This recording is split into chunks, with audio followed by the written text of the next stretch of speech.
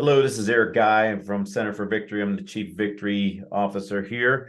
Today, we're going to be going over what we refer to as talent optimization. So many of us get asked the question here of what talent optimization is. So I'll give you a little brief overview. Hopefully, it will be helpful for you inside of your company. So most companies really don't know how to assemble high-performing teams. So when you look at talent optimization, that's one of the things that we're trying to do for companies is help them understand who those high-performing people are, but more importantly, the teams that they need to be on.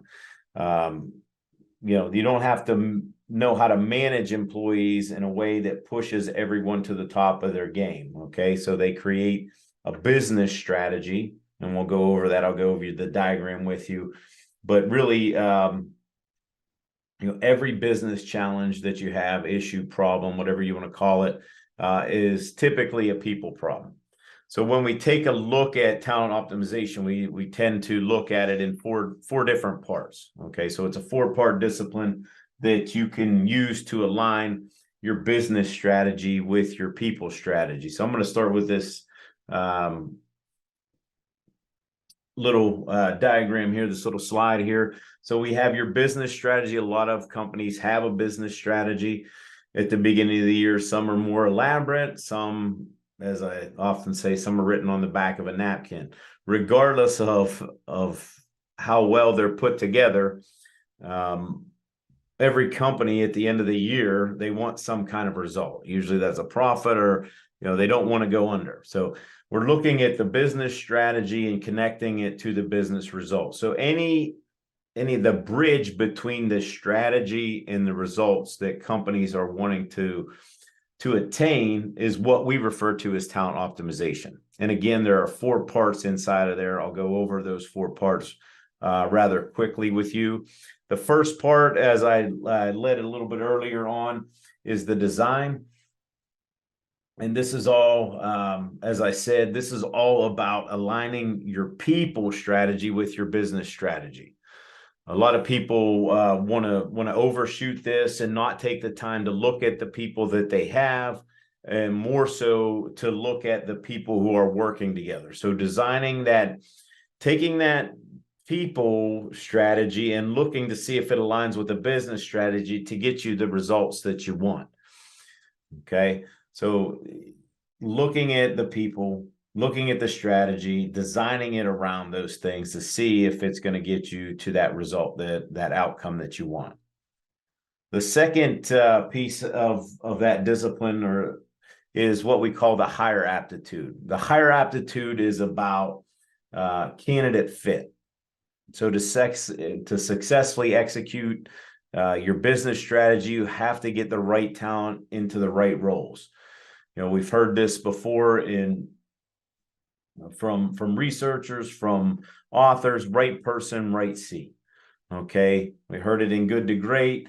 So when we look at that, it's about designing the role and then putting the people that you have, or hiring people, placing people into those roles where they're a better fit, where we know that we're not throwing a round peg in a square hole. So we want that to match the best we can.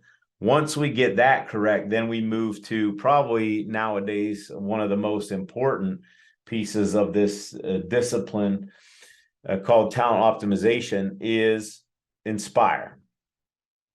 Okay, so when we look at inspire, it's not just getting the right people, which is in hire. It's about doing that. But the inspire piece is, once you get them, how do you keep them? Okay, once you get them, how do you keep them? It's all about helping people understand their role inside of the company, but helping managers understand how to best manage those people. So one of the things that we preach is the platinum rule: treat people the way they need to be treated for maximum productivity and efficiency. We use things like the coaching guide that are in the software of the predictive index when we talk about talent optimization. We use the relationship guide and the manager scorecard. So this is all about engagement and helping people want to come to work instead of just have to come to work. So this is the difference between want to and get to. I get to come to work versus I have to come to work. And then the last piece is diagnose. And some of you are in this process now. It's about monitoring the people data. If you are currently a client and we haven't done this lately, we should look at your people strategy. We should look at the positions that you have, especially that are open inside your company. And then we should look at how you're onboarding people, coaching people, performance management, team building, building those people up, keeping them engaged in that inspire piece. So that is what, in a nutshell, what talent optimization is all about. It's about aligning your business strategy with your people strategy to achieve your business results. If you're struggling or have challenges or issues in any of those 4 aptitudes that we talked about, reach out to us, centerforvictory.com. Hopefully this was helpful. Hope to hear from you soon.